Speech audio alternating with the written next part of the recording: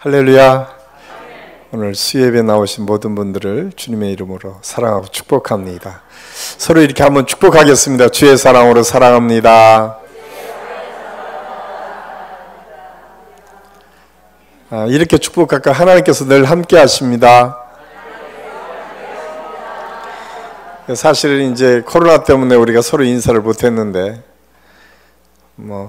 코로나가 점점 이렇게 줄어들고 있으니까 함께 우리가 인사도 하고 기도도 하고 또 모임도 더 많이 확대해서 모였으면 좋겠습니다. 특별히 다음 주가 우리 고난 주간인데 여러분 미리 기도로 준비하시고 이번 고난 주간만큼은 새벽을 깨워서 기도하시고 또 고난일에 우리 모두가 함께 나와서 하나님의 은혜를 통해서 우리 주님의 고난에 동참할 뿐만 아니라 고난은 사실은 그 자리에 우리의 죄가 해결되는 자리이기 때문에 너무나 중요한 날이기도 하고 또 그것은 우리의 죄가 해결될 뿐만 아니라 새로운 시간과 새로운 세계가 열리는 것을 의미하기 때문에 너무 중요한 날입니다. 여러분 기억하시고 그렇게 기도를 준비하셔서 우리 모든 성도들이 이번 고난주간을 통해서는 우리가 새롭게 은혜를 누릴 수 있도록 제가 이번에 주제를 여러분 주보에 이렇게 써놨는데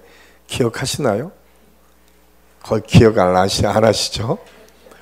이번에 고난주간의 주제는 다시 세우리니입니다. 하나님께서 예수님께서 그렇게 말씀하셨죠. 너희들이 이 성전을 헐라 49년 동안이나 우리가 이 성전을 졌는데 예수님이 내가 사흘 만에 다시 세우리라 말씀하시니까 유대 사람들이 그랬어요. 야 49년 동안 우리가 이 성전을 세웠는데 어떻게 사흘 만에 일으킨다고 말하느냐라고 예수님을 조롱했는데 사실은 그 예수님의 다시 세우심의 약속은 예수 그리스도가 이 땅에 오셔서 우리의 모든 죄를 짊어지시고 죽으셨다가 부활하셔서 새로운 세계를 열어가시는 놀라운 역사를 이룬다라고 하는 사실을 가르쳐주고 있기 때문에 이것은 우리가 생각하는 차원이 다른 정말 다른 역사다라고 우리가 생각할 수 있습니다. 제가 오늘 마지막 우리 찬양을 들으면서 그런 생각을 했어요. 벌써 우리나라가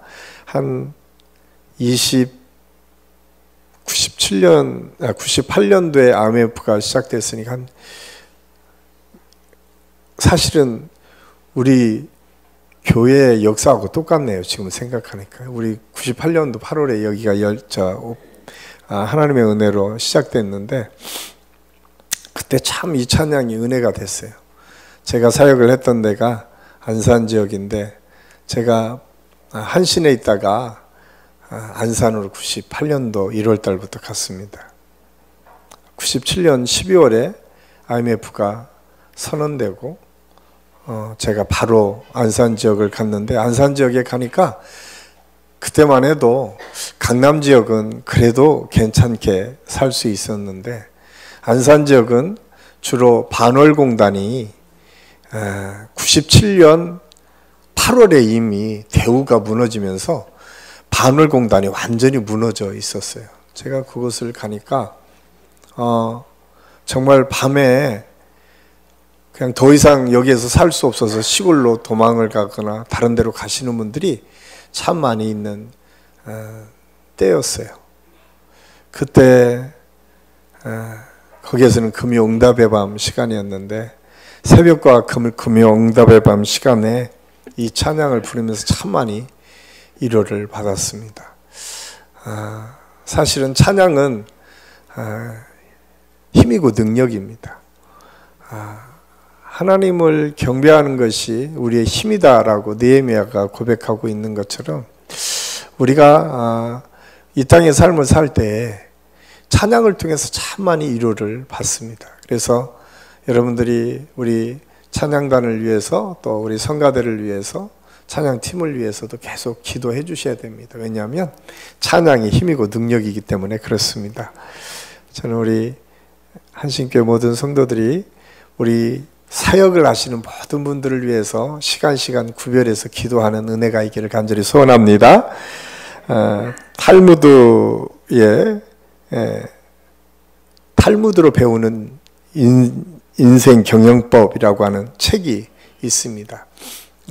목사님인 박기현 목사님이 기록한 책인데요. 그 책에 보면 이스라엘 백성들이 9가지로 운명을 거스려서 새로운 세계로 가는 방법을 설명하고 있는 게 있어요.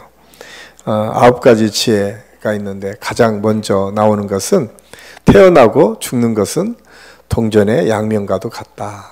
그러니까 탈무드에서는 태어나고 죽는 것을 동전의 양면과 같다라고 얘기를 합니다. 그것은 뭐냐면 우리 안에 언제나 그런 선택의 길이 열려져 있다라고 이야기를 합니다.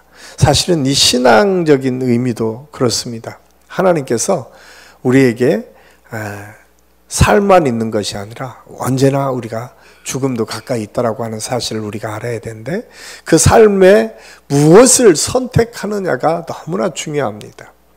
특히 그리스도인들의 삶은 삶과 죽음이 있습니다. 많은 사람들이 우리의 인생이 80이요 90이면 다 죽는다고 얘기를 하지만 성경은 그렇게 설명하지 않습니다. 성경은 영원한 삶이 있고 영원한 죽음이 있다라고 아주 분명하게 선언하고 있습니다. 이 삶의 선택의 기로에 우리 모두가 언제나 있어요. 그래서 유대인들은 언제나 지혜를 통해서 삶을 선택하는 삶을 살겠다라고 그들은 고백하고 있습니다. 그래서 이 동전의 양면처럼 삶과 죽음이 항상 우리한테 있는데 우리는 언제나 어떤 선택을 할 것인가, 그것을 언제나 우리가 인식하며 사는 것이 중요하다고 얘기를 합니다. 두 번째로 인생의 일을 모를 때는 물어보라고 말합니다. 이스라엘 사람들이 제일 잘하는 것이 질문하는 것이래요. 그래서 이게 마지막 9번째도 질문에 대한 이야기가 다시 나오는데, 유대인들은 어려서부터 엄마가 유대인들에게 가장 잘 가르쳐주는 것 중에 하나가 질문하는 법입니다. 특별히 우리 어린 자녀를 지금 양육하고 있는 우리 부모님들 꼭 기억하십시오. 질문하는 법을 잘 가르치셔야 돼요. 우리는 질문을 어떻게 하죠? 따지듯이 합니다. 그러니까 질문이 아니라 싸우자고 얘기를 하는 거예요. 그러니까 한국인의 질문법은 좀 많이 고민을 해야 됩니다. 그 이야기는 뭐냐면 우리는 어려서부터 그런 질문을 받아본 적이 없어요.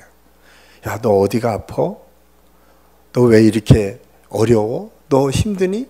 구체적으로 엄마 아빠를 통해서 질문하는 법을 배운 적이 우리가 없어요. 그 대신 뭐예요? 이거 해, 저거 해. 너는 그거밖에 못해? 계속 이런 소리만 우리가 듣다 보니까 스스로에게 질문할 줄을 몰라요. 책을 읽더라도 뭘 하죠? 가장 먼저 정답을 찾기를. 여러분, 우리가 이 세상을 살다 보면 인생이 정답이 그렇게 많던가요? 그렇게 많지가 않거든요. 이게 정답인 줄 알았는데 조금 지나보니까 그게 다른 답일 때가 얼마나 많이 있는지 몰라요. 그래서 우리가 질문을 잘 하는 것은 너무나 중요하다. 그래서 이스라엘 백성들은 언제나 인생길을 물을 때는 묻는 것을 두려워하지 않았어요. 공부 잘하는 사람은 어떤 사람이에요? 질문을 잘하는 사람이 공부 잘하는 사람. 아마 여러분들이 학교 다닐 때 경험을 했을 텐데, 선생님이 피곤할 정도로 질문을 많이 하는 친구들은 공부한 친구들이 질문을 많이 합니다. 공부하지 않은 친구들은 질문도 잘 못하죠. 우리 인생에 대해서 고민하는 사람이 제대로 된 질문을 할 수 있습니다. 저는 우리 한신교회 모든 성도들이 언제나 모든 답을 갖고 계신 하나님께 질문하며 살 수 있기를 간절히 소원합니다. 우리가 질문할 수 있잖아요. 세 번째로 예루살렘의 멸망을 자기들의 탓으로 돌리지 않는다는 거예요. 이야기는 뭐냐면 남 탓하지 않는다는 거예요. 자기 문제를 찾는 거예요. 그래서 회개와 반성이 이스라엘 백성들의 가장 중요한 덕목 중에 하나였어요. 많은 사람들이 예루살렘이 멸망할 때에 사실 AD 70년에 예루살렘이 완전히 망할 때에 많은 핑계들을 댈 수 있었습니다. 로마가 너무 강했습니다. 아니 그때 그 당시에 지도자들이 잘못 선택했습니다. 여러 가지 이유를 찾을 수 있었겠지만 그들은 그것을 남의 탓으로 돌리지 않았습니다. 자기 탓으로 돌렸다는 거예요. 우리가 그것도 한 20년 정도 되는 것 같아요. 캐톨릭에서 한번 그 슬로건을 내 탓이오라고 하는 슬로건을 통해서 모든 사람이 다른 사람의 문제가 아니라 내 탓입니다라고 하는 운동을 한 적이 있었습니다. 이스라엘 백성들은 그걸 어려서부터 남의 탓이 아니라 내 탓임을, 문제가 있으면 언제나 나한테 문제가 있었고 내가 이 문제를 어떻게 풀어갈 것인가를 주체적으로 사고할 줄 아는 사람들이었다.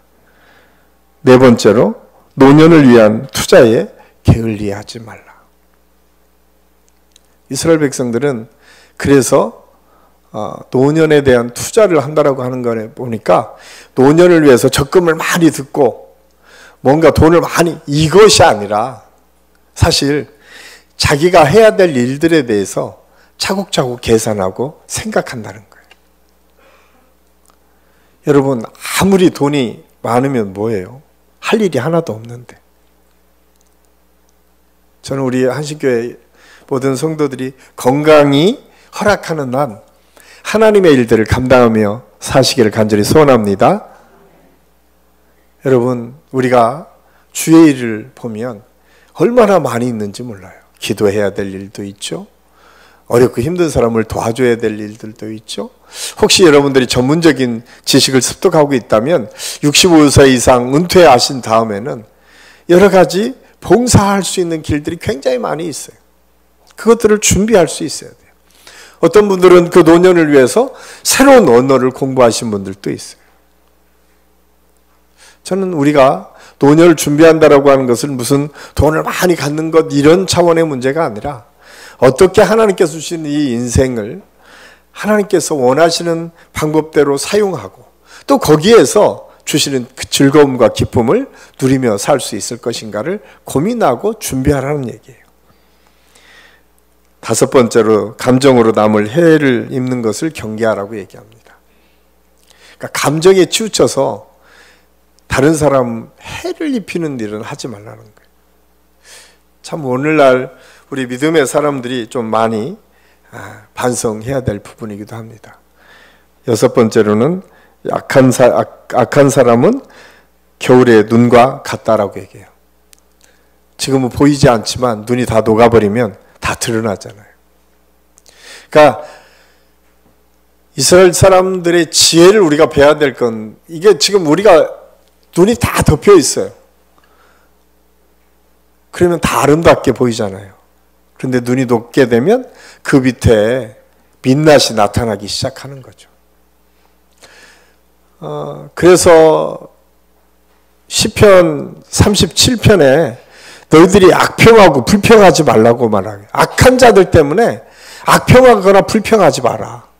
그들은 베인 풀과 같다라고 얘기해요. 지금은 좀 아름답게 보이는 것처럼 보이지만 시간 지나면 다 말라버린다는 거예요. 이것이 성경에서 가르쳐주는 지혜예요. 혹시 여러분 주변에 정말 악하게 보이고 힘들고 어렵게 하는 사람들이 있다면 그것 때문에 여러분의 마음을 다치거나 빼앗겨서는 안 돼요. 하나님께 기도하면서 시간이 지나면 악은 눈이 녹아서 민낯이 드러나는 것처럼 베인 풀처럼 시들고 말라버린다. 일곱 번째는 잠을 잘 자라고 얘기해요. 제가 이런 얘기하면 또 안 좋아하실 것 같아서 예전에 젊으신 분들 중에 성경책만 읽으면 잠이 잘 오시는 분들이 있어요. 왜 그런 줄 아세요? 시편 127편 2절에 보니까 하나님께서 뭐라고요? 사랑하는 자에게 잠을 주시도다. 그러니까 하나님을 사랑하면 잠을 주게 돼 있어요. 혹시 여러분 피곤하고 지치고 잠이 안 오시면 하나님의 말씀의 보약을 잘 드시고 주무시기를 바랍니다. 정말 이거 한번 시도해 보세요. 잠을 안 주시면 계속 읽으라는 하나님의 사인이니까 성경을 계속 읽으시고 하나님의 때와 시간에 잠을 주시는 은혜가 있을 줄로 믿습니다. 8번째, 자물쇠는 견물생심을 막는 지름길이다. 제가 좀 길지만 이렇게 설명하는 것은 요즘 우리가 생활하는데 참 많이 도움이 될 것 같아요. 자물쇠를 왜 잠궈요? 훔쳐갈까 봐 잠그잖아요. 근데 이스라엘 사람은 그렇게 생각하지 않아요. 이스라엘 사람들은 자물쇠를 잠그는 것은 견물생심, 혹시 우리가 다른 사람에게 훔칠 수 있도록 만들어서는 안 된다는 거예요. 그러니까 그 사람을 배려하는 거죠. 아무리 대단한 사람이라도 욕심 때문에 견물생심에 인간적인 본성이 있다는 거예요. 죄성들이 있다는 거예요. 그래서 자물쇠를 잠궈두면 저기는 들어가면 안 되는구나. 저건 가져가면 안 되는구나. 이런 거를 미리 알려준다는 거예요. 마지막으로 질문은 아무리 많이 해도 지나침이 없다. 이스라엘 사람들은 참 재밌는 사람들이에요. 반복을 너무 좋아하는 것 같아요. 100번 읽어서 외워지지 않으면 101번 읽고 외우는 것이 중요하다고 얘기를 합니다. 이 사람들은 그런 반복을 아무렇지도 않게 생각을 하는 거예요. 우리는 한 번, 두 번만 하다가 안 되면 그냥 포기하잖아요. 그런데 그렇지 않다는 거예요. 그래서 우리가 이 지혜를 배워야 될 이유 중에 하나는 이런 질문이 사실은 제가 왜 이렇게 장황하게 설명을 하고 있냐면 우리가 성경을 읽어가다 보면 성경은 무수히 많은 반복들이 나와요. 왜냐하면 하나님의 말씀을 통해서 하나님께서 가르쳐주고 싶은 중요한 사건들은 그냥 계속해서 반복해서 우리에게 말씀해주고 있어요. 근데 더 놀라운 거는 뭐예요? 그래도 잊어버리고 그래도 별로 알아듣지 못하고 그래도 우리가 뭔가 할 수 있다고 착각하는 거예요. 그래서 이사야 선지자가 그렇게 말씀하고 있어요. 이사야서 28장 13절 우리 한번 같이 읽겠습니다. 시작.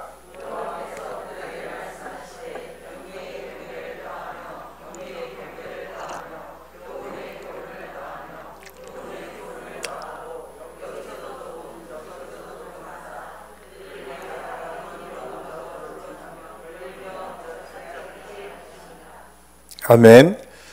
이야기는 뭐냐면 여기서 조금 저기서 조금 얻어지는 지식을 가지고는 우리가 하나님의 뜻대로 살 수 없다는 거예요. 우리가 하나님의 말씀 안에 산다라고 하는 것은 무수히 많은 반복을 통해서 하나님의 뜻에 내 몸에 배일 수 있도록. 그래서 많은 운동선수들이 어떻게 해요? 반복 훈련을 하잖아요. 우리가 보기에는 충분한 것 같은데 기본적인 폼을 가지고 그 수없이 많은 체력 훈련과 폼 훈련을 너무 많이 해요. 왜냐하면 어떤 상황에서도 그 폼을 가져야만 공이 넘어갈 수 있기 때문에 그래요. 어떤 상황에서 그 폼을 유지하면 당연히 그 어려움들을 이겨나갈 수 있기 때문에 그래요. 그래서 이스라엘 백성들은 반복을 두려워하지 않았어요. 전도서 4장 12절 말씀 한번 같이 읽겠습니다. 한 사람이면 패하겠거니와 두 사람이면 맞설 수 있나니 세 겹절은 쉽게 끊어지지 아니하느니라. 한 사람과 두 사람은 그래도 좀 괜찮을 수 있는데 세 겹절은 쉽게 끊어지지 않는데, 우리가 그 서해대교를 가다 보면 7km짜리 다리가 있잖아요. 거기에 보면 양쪽에 와이어가 있는데 와이어는 얇은 철사줄이 수없이 많이 감겨서 그 무게를 견디고 있어요. 그래서 이스라엘 사람들은 세 겹줄은 끊어지지 않을 것이다 라고 얘기를 해요. 근데 더 재밌는 것은 이스라엘 사람은 그래도 혹시 세 겹줄도 끊어질 수 있다.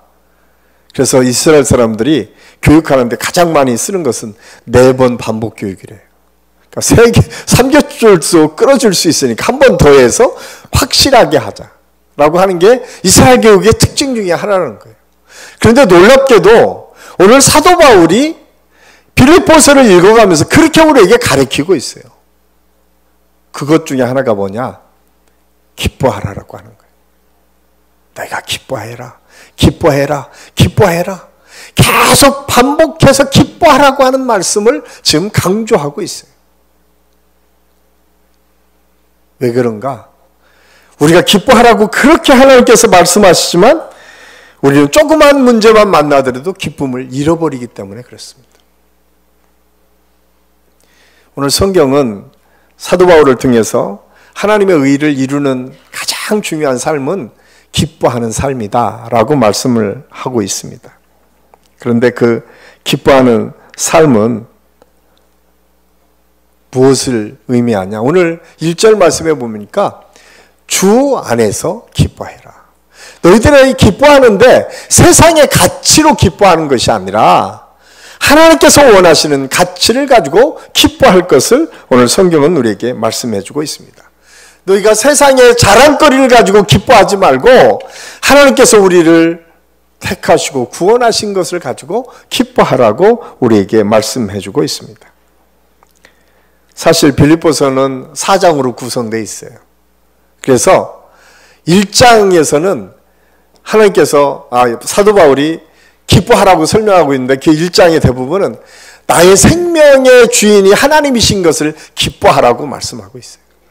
2장에서는 우리가 지난주까지 우리가 읽었는데 2장에서는 뭐라고 얘기하냐면 이 세상을 승리로 이끌어갈 수 있는 모델이 예수님이신데 예수님의 그 복종의 모델, 그 복종의 모델이 예수님이셨고 예수님께서 그것을 통해서 세상을 승리하신 역사를 보고 기뻐하라고 말씀하고 있어요. 3장은 아마 오늘과 다음 주에 우리가 같이 읽어갈 텐데 뭐냐면 주님이 우리의 삶의 목표인 것을 보고 기뻐해라 라고 말씀하고 있어요. 제가 빌립보서 계속 강의할 텐데 4장에서는 또한 뭐냐? 주님만으로 만족할 수 있어서 기뻐해라 라고 말씀. 기뻐해야 될 이유가 아주 분명히 사도 바울이 빌립보서를 기록하면서 우리에게 가르쳐주고 있어요. 그렇다면 그렇게 우리가 늘 알고 있지만 우리 삶 속에서 기쁨을 우리가 누리지 못하는 이유가 무엇일까? 그것은 우리 자신이 자꾸 세상의 마음을 빼앗기 때문에 그래요. 사실 우리가 구원받았잖아요. 구원받은 것 하나만 가지고 누리는 기쁨을 누릴 수 있어요. 그래서 요한복음 16장 21절 말씀에 보면 여자가 해산하게 되면 그때가 이르렀으므로 근심하나 아기를 낳으면 세상에 사람 난 기쁨으로 말미암아 그 고통을 다시 기억하지 아니하느니라. 우리 이제 요즘은 가장 큰 문제가 자녀들을 안 낳으려고 많이 그렇게 하시는데 물론 아이들을 키우는데 너무 어려운 조건들이 있었어요. 근데 옛날 어른들은 그랬던 것 같아요. 이게 날 때는 안 난다고 하더니 또 난다고 하잖아요. 조금만 좋아지면 아기 난다고. 왜냐? 아이들을 키우는 기쁨을 알기 때문에 그래요. 그러니까 구원받은 기쁨이 그와 같다라고 성경이 우리에게 말씀해주고 있어요. 또한 우리가 기뻐해야 될 가장 중요한 이유 중에 하나는 우리가 사랑받는 존재인 것을 알기 때문에 그래요. 이 세상 누가 뭐라고 해도 우리는 사랑받는 존재이다. 그래서 이사야 43장에서는 너를 보배롭고 존귀하게 우리 하나님께서 우리를 여기신다고 말씀하고 있어요. 그리고 요한복음 16장 27절에서는 이는 너희가 나를 사랑하고 또 내가 하나님께로부터 온 줄로 믿었으므로 아버지께서 친히 너희를 사랑하심이라. 라고 말씀하고 있어요. 그러니까 우리가 사랑받는 존재이기 때문에 우리가 기뻐해야 될 이유가 있어요. 또 기뻐해야 될 이유는 우리의 그 모델이시고 모범이신 그 예수님께서 세상을 이기셨기 때문에 기뻐하라. 우리가 너무도 잘 아는 말씀, 제가 너무 좋아해서 하여튼 제가 설교할 때마다 많이 인용하는 부분입니다. 요한복음 16장 33절. 너희가 이 세상에서는 환난을 당하나 담대하라. 내가 세상을 이기었노라. 예수님께서 말씀하신 거예요. 너희가 이 세상에서 어려움 많지, 문제 많지, 왜 없어? 그런데 걱정하지 마. 내가 세상을 이겼다라고 선언하고 계십니다. 이 기쁨이 우리 안에 있어야 돼요. 그래서 주 안에 있으면 기뻐할 수밖에 없다라고 오늘 사도 바울은 우리에게 가르쳐주고 있습니다. 이 사순절 기간에 여러분들이 삶의 여러 가지 어려움과 기도의 제목들과 문제들이 있다 할지라도 오늘 주 안에서 다시 한번 기쁨을 회복하는 저와 여러분이 될 수 있기를 간절히 소원합니다. 오늘 또한 하나님의 의를 위해서 우리가 취해야 될 태도는 손할례당을 경계하라고 우리에게 말씀하고 있습니다. 이 손할례당은 주로 어떤 사람들인가? 유대 사람들을 의미합니다. 그러니까 초대교회 안에 가장 많은 사람들이 유대 사람들이었어요. 그런데 유대 사람들이 이상하게 전통을 주장해요.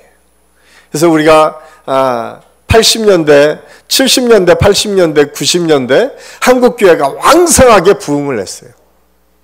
왕성하게 부흥한 교회가 어떤 교회들이었죠? 대부분 개척 교회들이었어요. 전통 교회가 부흥한 교회는 거의 없습니다. 다 개척한 교회가 부흥했습니다. 이유가 뭘까요?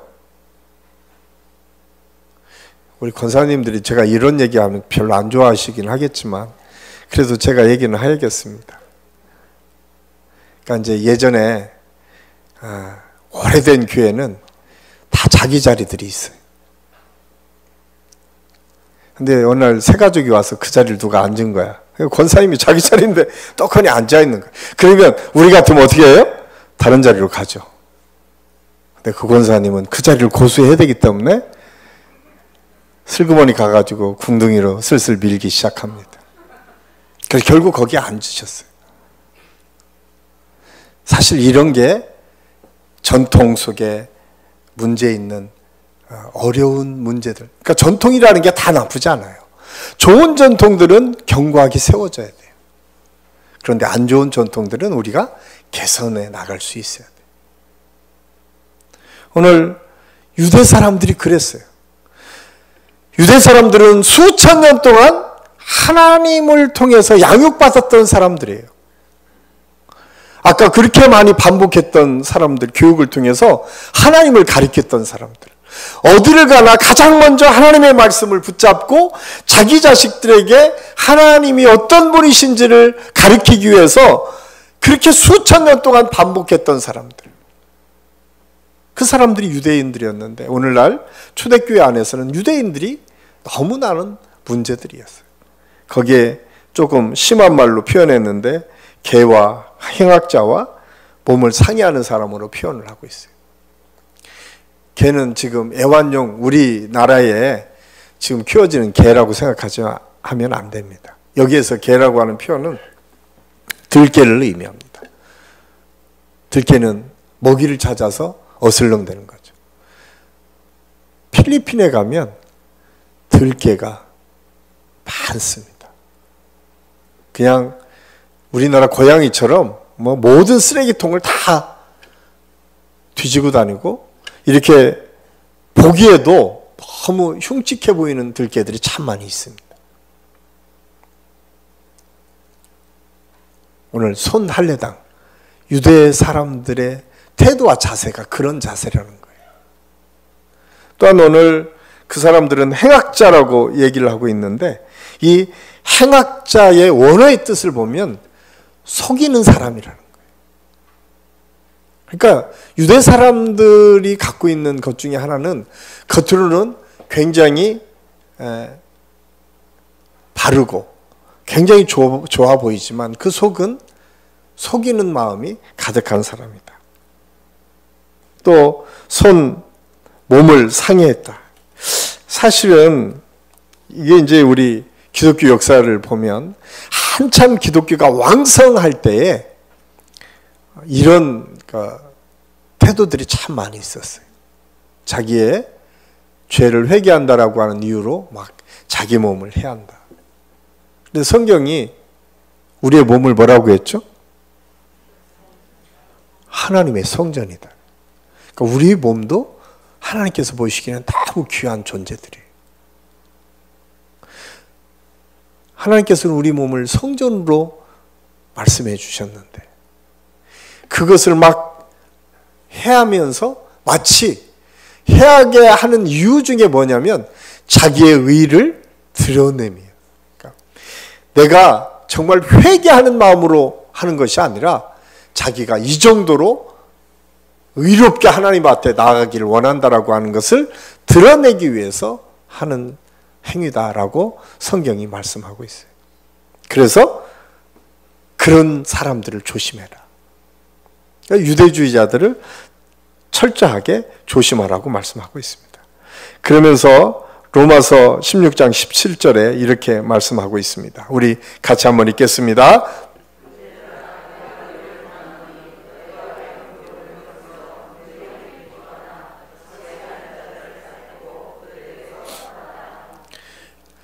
여기에서 가장 중요하게 여겼던 말씀 중에 하나는 뭐냐면 사도 바울이 그렇게 유대주의자들이 그렇게 바르게 사는 것처럼 보여지지만 결론은 뭐냐면 정죄하고 편을 가르는 일이었다는 거예요. 그렇게 하면서 덮고 하나 되도록 만드는 일들이었다라고 하면 사도 바울이 왜 문제를 제기했겠어요? 그런데 그렇게 의인처럼 하면서도 결국은 갈라지게 하고 정죄하고 더 어렵게 만드는 일에 나섰던 사람들, 그 사람들을 조심하라고 좀 경고해주고 있어요. 그래서 로마서에서 배운 교훈을 거슬려 분쟁을 일으키거나 거치게 하는 이 사람들을 조심하라라고 말씀하고 있습니다. 세 번째로 하나님의 의를 이루기 위해서는 인간적인 조건을 의지하지 말라고 말씀합니다. 사도 바울은 어떤 사람입니까? 사도 바울은 자기가 여기에 표현한 대로 유대인 중에 유대인이다. 8일 만에 할례 받았다. 여기 8일 만에 할례 받은 걸 왜 이렇게 강조를 했을까? 우리가 유대 문헌들을 잘 보면 왜 8일 만에 할례 받은 것을 그렇게 중요하게 강조를 했냐면 우리가 일주일 후에 하나님께서 할례를 받도록 했는데 사실은 정통 유대인들이 아니면 8일 만에 할례 받은 사람들이 많지가 않은 거예요. 왜냐하면 안식일, 일주일이 지난 게 안식일을 지나야 되잖아요. 그래서 일주일이 지난 다음에 첫날 할례를 받는 8일날 할례를 받아야 되는데 그것은 철저한 신앙을 가진 사람만이 할 수 있었던 일이기 때문에 지금 여기에 기록할 정도로 8일 만에 할례 받은 것이 자랑이라고 기록할 정도로 중요한 이스라엘 사람들에게는 아주 중요한 정통주의 그렇죠. 내가 이래봐도 서울 사람이야. 이제 이런 거죠. 지금은 뭐 아무도 그렇게 이야기 않겠지만 그래도 시골 가면 여전히 그런 걸 가지고 따지는 분들이 있어요. 오늘 또한 여기에 보면 이스라엘 족속이다 라고 말씀하고 있고 베냐민 지파다. 히브리인 중에 히브리인이다. 왜냐하면 이게 정통이라는 거예요. 내가 정통이다. 그런데 놀랍게도 사도 바울이 그렇게 얘기를 하죠. 이 모든 것을 어떻게 해요? 배설물로 여겼다라고 사도 바울은 말하고 있습니다. 인간의 조건이 우리를 의로 이루어도록 하지 않는다는 거예요. 우리는 무엇으로 하나님의 의인을 받는가? 오늘 사도 바울이 구원의 역사는 믿음으로 라고 성경은 말씀하고 있습니다. 마지막에 예수 그리스도를 믿는 것이 하나님의 의를 드러내는 것이다 라고 말씀하고 있어요. 아무리 이 세상에 넘치는 지식이 있어도 뭐라고 말씀하냐면 하나님을 아는 것, 예수 그리스도를 아는 것보다 더 고상한 지식은 없다라고 사도 바울이 고백하고 있어요. 그러면서 사도 바울이 마지막까지 아주 중요하게 여긴 것 중에 하나는 그리스도를 알면 알수록 내 믿음이 더 강해진다라고 하는 사실을 깨닫기 시작한 거예요. 여기에서 아는 것은 단순히 지식으로 아는 것 플러스 그 분을 따라가는 것까지 포함하고 있음을 알 수가 있어요. 그래서 예수 그리스도를 믿는 것이 그만큼 중요해요. 오늘 8절 9절 말씀에 보면 내가 하나님을 아는 지식의 고상함을 누리고 뿐만 아니라 9절에서는 내 모든 것이 그리스도를 믿음으로 의가 나옴을 그는 고백하고 있습니다. 그러면서 갈라디아서 3장 23절 한번 띄워보십시오. 갈라디아서 3장 24절 우리 같이 한번 읽겠습니다. 이같이 율법이 우리를 그리스도께로 인도하는 초등교사가 되어 우리로 하여금 믿음으로 말미암아 의롭다함을 얻게 하려 함이라. 사도 바울이 너무 중요한 말씀을 이 갈라디아서를 통해서 말씀하고 있어요. 율법은 우리를 하나님의 의로까지는 끌어들여요. 왜냐하면 율법이 그래서 중요해요. 이 구약의 말씀이 대부분 율법을 풀어서 쓴 말씀들이거든요. 신약의 말씀도 대부분 율법을 풀어서 쓴 말씀이에요. 거기에 예수 그리스도의 사랑이 들어가 있는 거죠. 오늘 갈라디아서에서는 말씀하기를 우리가 초등학교 선생을 통해서 구원을 통해서 구원을 통해서 믿음을 통해서 구원받는 것을 우리가 알지만 그 믿음까지 오도록 우리를 이끌어 주시는 분은 하나님의 말씀이다라고 말씀하고 있어요. 특히 구약의 율법이다라고 말씀하고 있어요. 율법이 무엇이 옳고 그른지를 알고 있어요. 우리가 인간의 삶을 어떻게 살아야 될지를 아주 분명하게 말씀해 주고 있어요. 율법이 다 나쁜 것이 아니라 율법이 잘못 쓰여졌기 때문에 문제가 되는 거예요.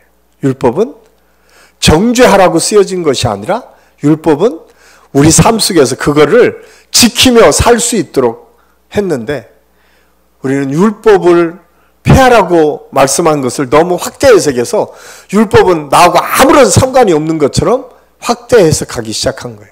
그렇지가 않아요. 율법은 철저하게 예수 그리스도의 사랑 안에서 완성되었다라고 하는 사실을 성경을 통해서 우리에게 말씀해 주고 있습니다. 하나님의 의를 이루기 위해서 우리에게 필요한 것, 오늘 빌립보서를 통해서 다시 한번 강조하고 있는 것은 하나님의 말씀은 언제나 반복해서 우리 안에 가르쳐 주신다. 이 반복을 두려워하지 말고 반복을 이상하게 생각하지 말고 너무 새로운 것만 생각하지 말고 이 반복을 통해서 내 삶에 그대로 이루어질 때까지 우리가 하나님의 말씀을 반복해서 암송하고 듣고 읽고 실천해야 될 줄로 믿습니다.